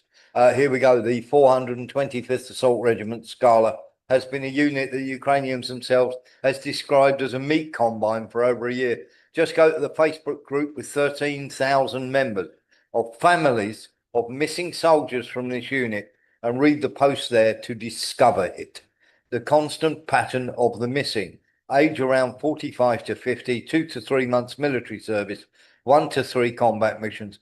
Part of the 425th Regiment losses are artificially concealed by attributing them to the 210th separate battalion, which has been part of its composition for a year, but is still formally a separate unit. Now, I do want you to look at that. A regiment, 425th Regiment, okay? 425th Regiment tells you everything you need to know, or should do. 425 regiments. They started out with 142. And as each one has got slaughtered, they've added a new one. And of course, that has been part and parcel of what's gone on. Also, other things that are not going too well for them, of course. Western Kupiansk has been absolutely, the Russians are now steaming through there. So, of course, the Russians left because they didn't have enough people in there. And to be fair to the Ukrainians, they took it back over.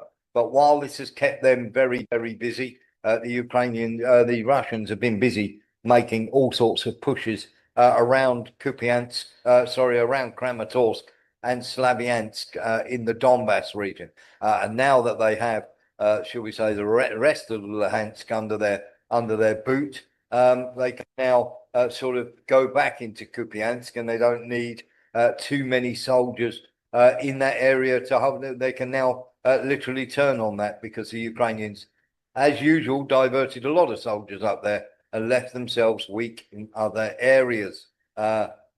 Being a bad week for Zelensky, the UAE have turned around and said that Zelensky can go home and take whatever's left of his drone operators with him. And not only did they get blown up, but they also, literally the UAE have turned around and said that their drones or their drone battery offensive is completely useless, hasn't stopped anything, and they don't want it anymore. Not only that, they've lost one of their drone depots. Here's the look. No. Does Zelensky keep the $1 billion that they paid for it? I would imagine that he will. I'd imagine that they will. It just goes to show you everything you need to know, doesn't it, in terms of that? Or is that just me? Well, you know what? Many people say this is war in Ukraine is a American proxy war, but I think it's a Zionist proxy war myself.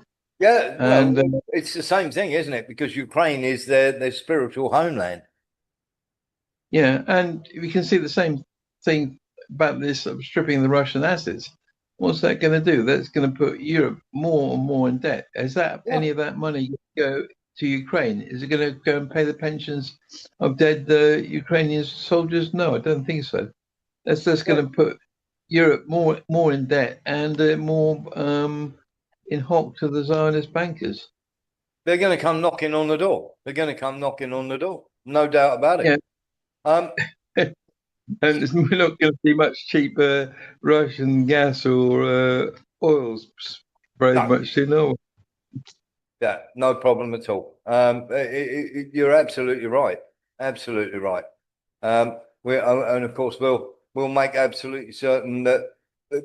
How can I put this? Once again, Nicholas, it's the very problem that you have with arms dealers, politicians, and bankers. They're getting rich. Everybody else is suffering. And the sooner people wake up to that, the better all we're going to go. Let's have a little look at this. There's two of these. This is also in Ukraine. This is a guy literally being snatched from.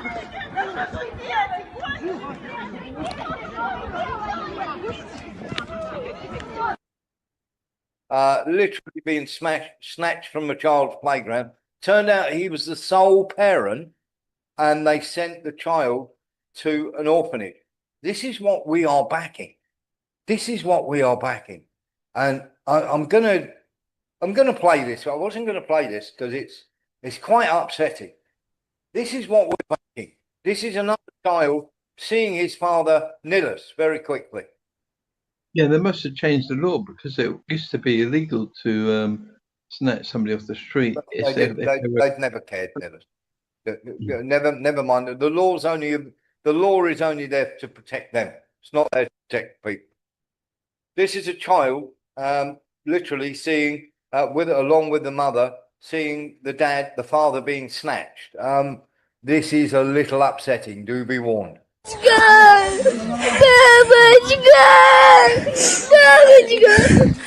Штулянь заводят с баллонами. Что вы делаете? Отпустите вы его, вас 10 человек в масках. Господи, что же вы творите, Господи? Еще и с баллонами кидается на людей, на детей. Что вы творите?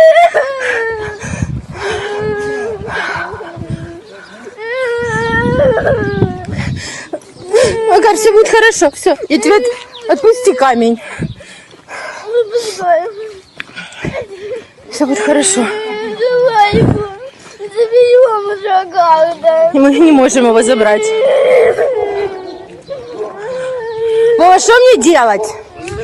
Я вас забыла спросить. Я разговариваю с мужем. Он еще человек, мы живем в свободной стране. Что вы творите? Что делать? Паша, на работу? Чего вы ему рот затыкаете? Он что, не человек? Я не дура, и не тыкай ты мне, слышишь? Ты дура. И что? Не уберу. Блядь, иди в жопу, блядь. Как ты со мной, слушай, как вы разговаривать имеете право такое? Иди в жопу. Еще баллончиком не пшикни. Что? Мамочка! Мамочка! I don't really need to say anything, do I? Lee Williams. Just quick one. One, have they got armour on them, like guns or anything like that? That's number one. And two, would it just be a case they need filling up with a bit of petrol? I mean, is it a case that people can't see what's coming? Is it, when he's walking down the street, is there anybody local that knows what's going on there?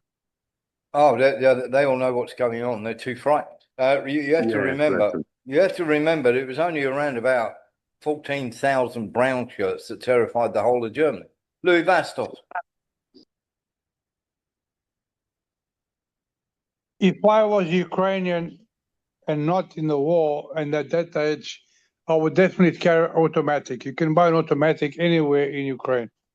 Yeah. And I'd shoot them all. Honestly, I would shoot them all. I don't care if I die, but I would shoot them all. I'll take guys with me. I'll take them with me, but I don't care. Yeah. It's disgusting. It's disgusting. And this Zelensky is a real MF person. Yeah. I'm with you, Louis.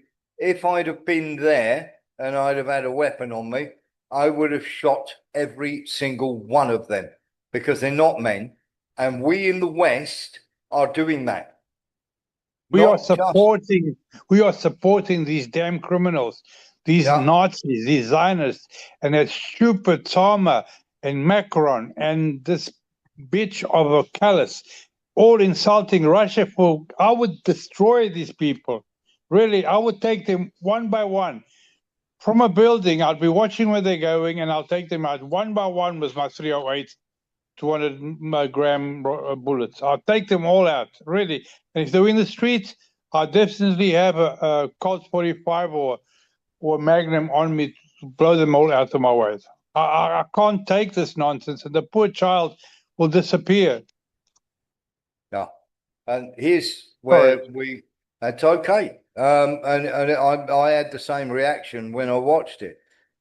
If we in the West, and you're out there, I know you're out there, if you're supporting this, that has done this to 2 million kids, because there's 2 million dead, well over 2 million dead, and you can argue all you like, okay? You're doing this to one child.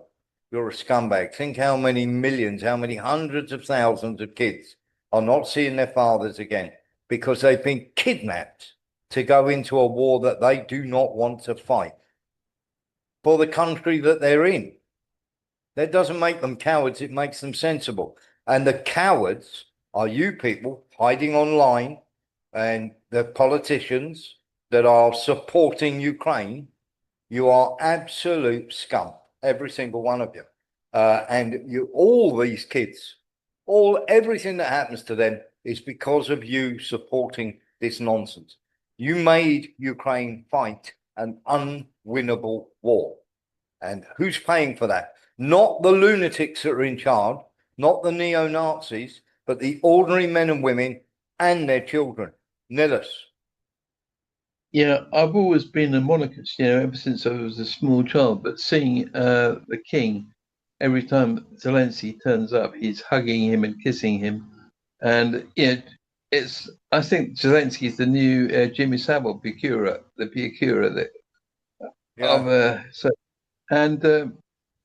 You know, I feel like I want to go be with those people with the yellow signs saying "Not our king," because I feel great betrayal, really. Yeah, and rightly so, and so you should.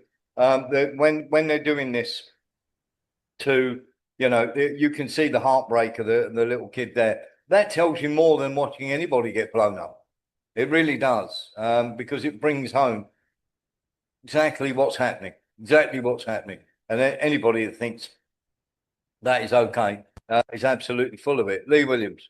Whereabouts is it actually positioning? Where was he taken from? What Blah, part? blah, blah, hang on, let me just check. Yeah. He was taken from Kramatorsk. Wow. There you go. So it's ongoing. It's ongoing at the moment. Yeah, and it's not going to stop. It really isn't. And of course, the thing that the logistics centres in Ukraine are getting hammered. Have a look at these. Now they've just lost a massive drone factory in logistics there, and of course that's one.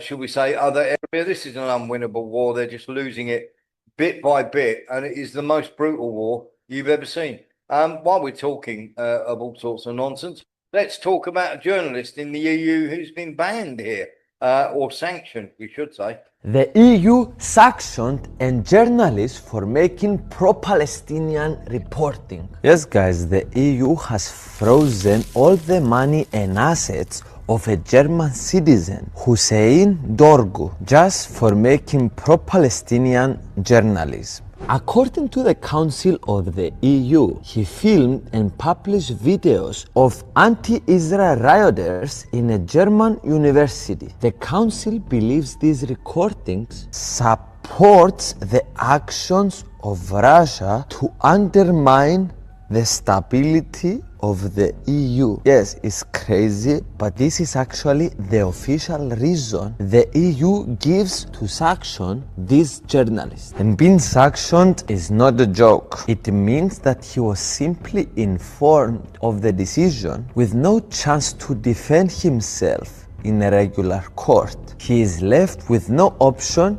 but to accept it, while all his funds and assets are being frozen. All of this is fucking crazy, but it got worse. The sanctioned journalist just said on X that the German authorities have seized the bank accounts of his wife just because they fear that he could use money from his wife. Because he is sanctioned, it's illegal to give him money. And now with his wife's bank account frozen, they cannot pay rent, buy food or all the other necessities that needs to raise 3 children. Here in the EU, we like to say that we are the biggest democracy in the world. Well, we can not only say it, but we also have to act like a democracy. And I believe destroying the life of one of our citizens for making journalism is not a feature of a real democracy. Let me be clear. If there are any concerns that an EU citizen has committed a crime, they should go to court, have the opportunity to defend themselves, and be presumed innocent until they are proven guilty. European Commission and the Council of the EU. As a member of the European Parliament, I ask you to stop this madness and respect due process and freedom of speech. And that, of course, is the EU, which, of course, is headed by the European Commission, Kaja Kallas, Ursula von der Leyen, who wants to jab all your children. These people are monsters. Nillis. Yeah, we saw the same in Nazi Germany, didn't we? People were sanctioned and lost their jobs and their bank accounts. We saw the same in Bolshevik Russia. Yeah. And Putin pointed this out. He said, what we went through during Bolshevism, you're going through now in Europe. And that's terrifying, really. You can see that their Nazi grandfathers, the apple hasn't fallen far from the tree. No, it hasn't. It really hasn't. You're absolutely right. And if you're wondering who Nillis is talking about, Annalena Baerbock, go and have a look at these grandfathers. Go and have a look. Annalena Baerbock, now the Secretary to the UN. Kaja Kallas, head of the EU Commission. Ursula von der Leyen. And there are many, many more. Sanna Marin. Go and have a look at these people. Nillis. And then Sean Murphy. I thought you were going to say Baerbock, and I thought you were going to miss out all the others, but you carried it on. So very man again. I mean, there's loads of them.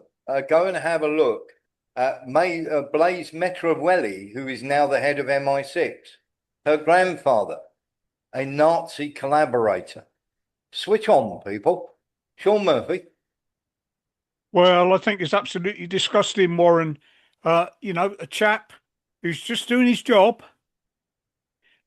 is now his wife. They got 3 children. They're not going to be able to pay rent. They're not going to be able to buy food. They're not going to be able to do anything because they've got no money unless he's got some decent friends who help them out on the quiet. But the thing is, that is not just Europe. That's happening in this country as well. Crazy, that's happening in the UK as well. Yep. If the government don't like what you say, they'll do all that, and you don't get the opportunity to argue your case in court. Yeah. I mean, if you think fascism, if you think there is any difference between what 1930s Germany did and what the European Union do and what we do in the UK and what is happening in Ukraine, no difference whatsoever. Or even in Gaza, you're completely mistaken. We haven't learned from 1930s Germany and what they were doing. We've allowed them to literally take over.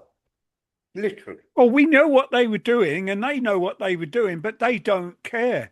As long as they've got their snouts in the trough, that's all they care about. They don't care about the man in the street.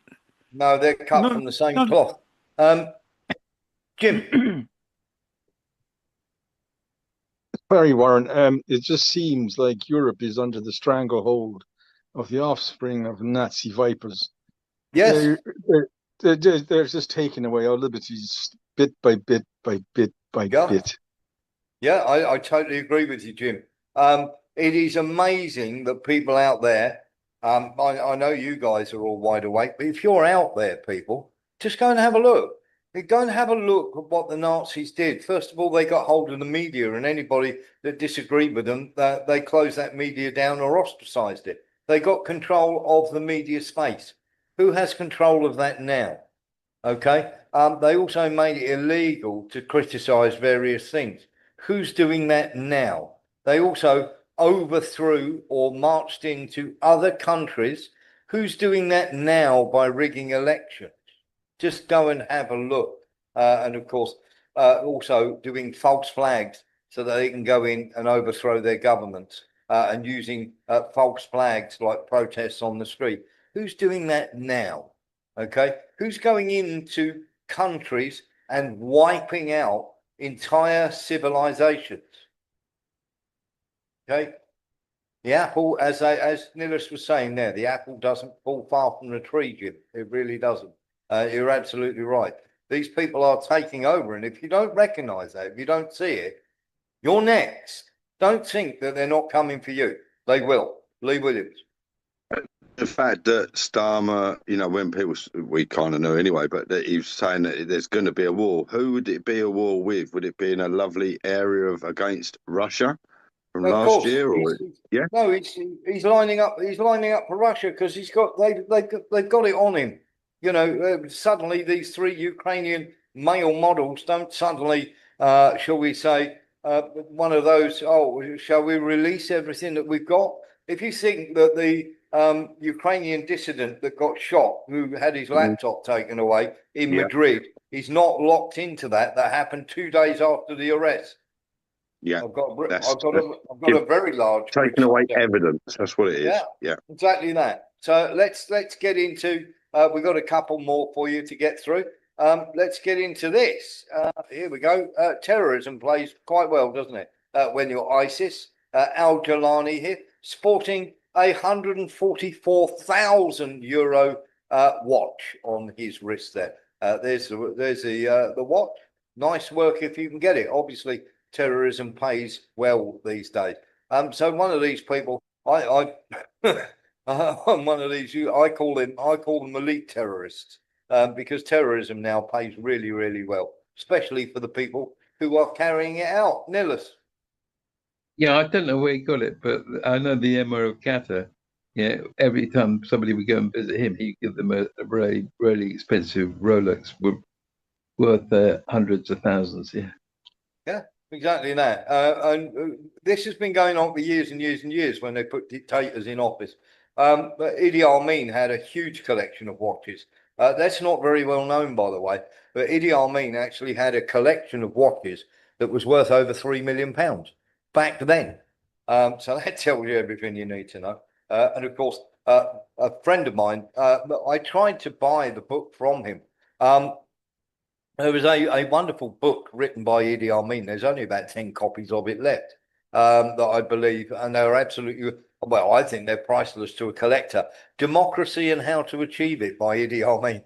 Nillis. Yeah, I wonder what happened to the Marcus shoe collection. Is that still intact? Yeah, exactly that. Just absolutely mental, isn't it? Let's get into this while we're sort of looking at it, and we'll have a little bit of fun to end up with. This is Spain facts. Have a listen to this.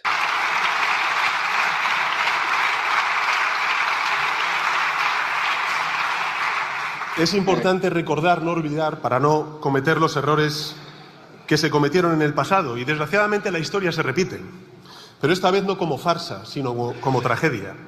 Porque a Aznar le ha reemplazado el señor Feijóo y el señor Abascal, y a Bush le ha reemplazado Donald Trump. Y en lugar de Irak tenemos a Irán.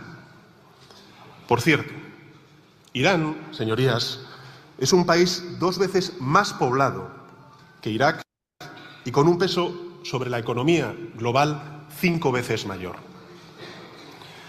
Un país que cuenta con más soldados regulares, señorías, que Alemania, que Francia y que Italia juntos. Esa es la fuerza militar que tiene Irán, con tecnologías muy avanzadas, como estamos viendo, capaces de destruir aviones en pleno vuelo, lanzar misiles balísticos a 4.000 kilómetros de distancia, controlar el estrecho de Hormuz pese a la presencia de flota americana. En definitiva, Irán es una potencia militar. Y lleva, por cierto, 40 años preparándose para una guerra como esta. Lo que quiero decirles con todo ello es que no estamos ante el mismo escenario que en la guerra ilegal de Irak. Estamos en algo mucho peor, con un potencial de impacto mucho más amplio y mucho más profundo. There we are. That was Spain spitting facts. And well done to Spain. They turned around and said, no airspace, no nothing. Not like Starmer. They've actually turned around and said, you're not doing anything from here whatsoever. We've got 3 little stories now for you. This one is troubling. This is the Chinese with their robot dogs practicing storming a building. Have a look.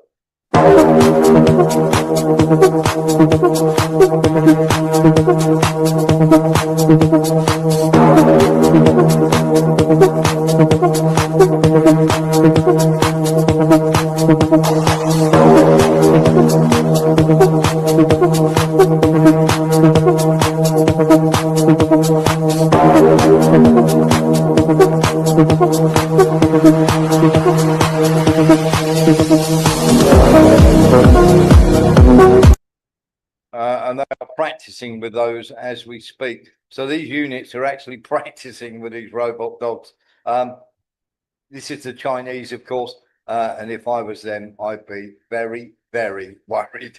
I wouldn't want them coming. Imagine them armed with weapons coming after you. Lee Williams. There was one of those that was seen, and a lot of people go, oh, it's AI, and it wasn't AI.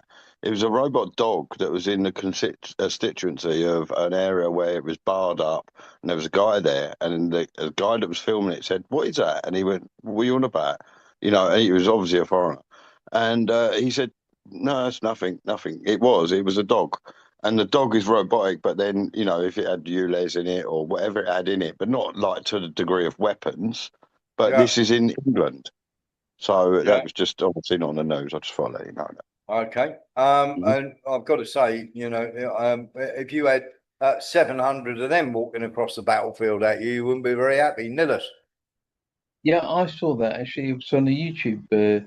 Somebody went to investigate this Islamic cult somewhere, and they had this massive house with big cars and big loads of guards, and they had these robotic dogs patrolling the perimeter of their house as well. Yeah. They were. Yeah, that's probably where the Saudi money goes to. Yeah, Because exactly. Let's face it, robotic dogs, you don't have to feed them. All you have to do is plug them in overnight and away they go. So yeah, they're quite intimidating. I don't think these dogs, they would just look scary. They didn't have any weapons or anything like that, but it's just like, it's a bit of a machismo thing to do. Well, Mark Newman's just said in the comments, not even remotely funny. This is literally something that is very, very terrifying and scary. And you're absolutely right. It is terrifying and scary. Let's have a look at this. The nightmare is over. We're going to show you a couple of fun items now. The Chinese have come up with an ingenious idea of stopping you falling asleep on the motorway. And this is exactly what happens. Have a look at this.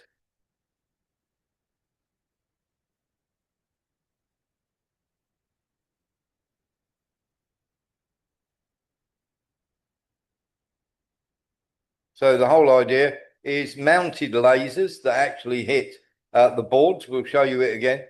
So the lasers can be fired literally onto these craft here, and they can beam it to hit the sign. And when it hits the sign, of course, it glows up all these lovely colours, and of course breaks up the monotony of you driving through the night. And the whole idea is to help you not fall asleep at the wheel. Trust the Chinese to come up with something like that. Rather strange, but rather good as well. And I think I don't mind that at all. If it stops one accident, good for it. Just in case you were thinking about taking a nice woman out for dinner, there we go. She wanted to have dinner somewhere very expensive, and if the Straits of Hormuz stays closed any longer, I think we'll all be trying to eat at home rather than eating out. But there you go. If you wanted to go somewhere expensive, there you go. Shell Gary. That's nice and expensive. Somebody popped their hand up there. Yeah, sorry. I was just going to add with what's happened with the petrol market, it's up to £1.80 now. That's a diesel on obviously a supermarket of Morrison. So it's going up a little bit more than people think. I just thought let everybody know. Yeah, it's going to keep going up. It's going to keep going up. It's going to go up and up and up and up, and everything like that. Be prepared for the speech, and as soon as we get the speech. But I think we're going to see three things. There's going to be lots of bragging about Iran. There's going to be lots of stuff about where we've almost finished here and we're going home, which won't be the case. And there will be quite a bit about having a go at NATO and saying, we're leaving, they're all terrible, you're all cowards, all the rest of it, to try and get them to go along with what the Americans are about to do in Iran. Be aware that that is coming. Just in case you're not, just giving you a heads up. Sean Murphy. Well, Warren, I wouldn't be surprised if they actually attempt some sort of landing whilst Trump's spieling out his speech. I think they'll have about four or five days of bombing first. I think they'll need that. But what they're going to try and do is try and embarrass NATO into going along with them, into going along with what they're going to do. And as we're speaking, the missile base in Isfahan, they're absolutely smashing it, absolutely pounding it, rocket after rocket, wave after wave. Nillis. Yeah, well, Trump always waits for the weekend to do something. It Yeah, might not be this weekend, which is Easter, but it might be next week. I would say if it was me going on what the Americans normally do, and they don't change very much from what they do, you get 4 or 5 days of softening up first before they're going to try and attempt to do anything. But what they're going to try and also attempt to do tomorrow, I believe, I may be wrong, but I think he will try to put a stranglehold on NATO tomorrow, because they can't have NATO turning around and saying no. Saying no to the Americans is not on the menu. I'm afraid there's no such thing as a free lunch. Keep saying it over and over again. Thank you very much for watching the show. We hope you've enjoyed it, and hope if you like what we do, then please come along onto Patreon, Warren Thornton, just type it in. And you're allowed to come on here and have your say. It's called free speech. As long as you're not abusive to the people that come on here, it's absolutely fine. You can disagree all you like, or you can literally have your own say. And that's what this channel is designed for. Take it easy, everyone. Hopefully, with a bit of luck, we'll see you all again tomorrow morning, where we should have some of Trump's speech by then. As I say, but for the time being, we've run out of time. Good night, all.